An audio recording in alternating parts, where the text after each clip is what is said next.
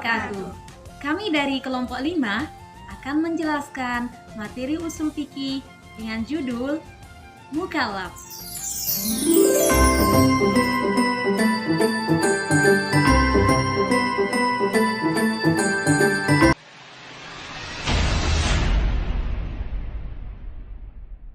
Kita masuk ke poin pertama, yaitu pengertian mukallaf.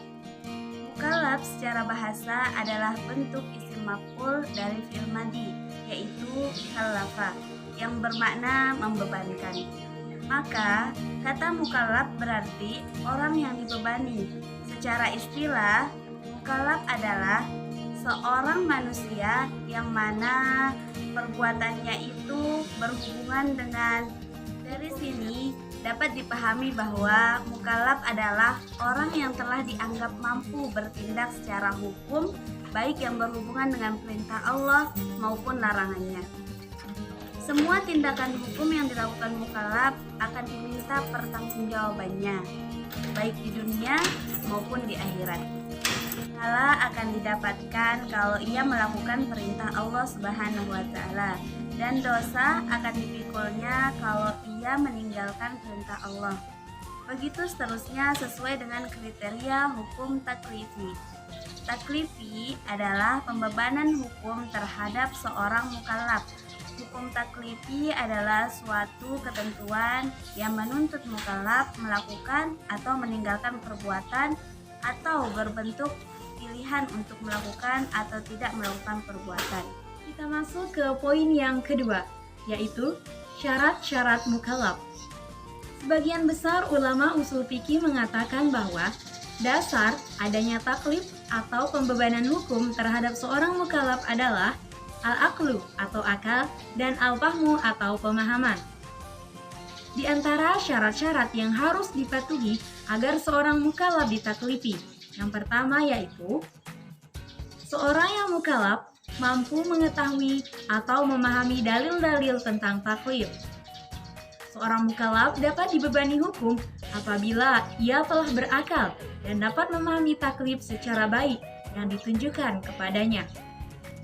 Nah, oleh karena itu, orang yang tidak berakal atau belum berakal tidak dikenai hukum taklif, karena mereka dianggap tidak dapat memahami taklif dari syar'i. Nah, yang termasuk ke dalam kategori ini adalah orang yang sedang tidur, anak kecil, orang gila, mabuk, hilaf, dan lupa. Syarat yang kedua yaitu seorang mukallaf mampu menerima beban taklif atau beban hukum yang dalam istilah usul fikih yaitu ahlu al-taklif. Kecakapan menerima taklif atau al-ahliyah adalah kepantasan untuk menerima taklif.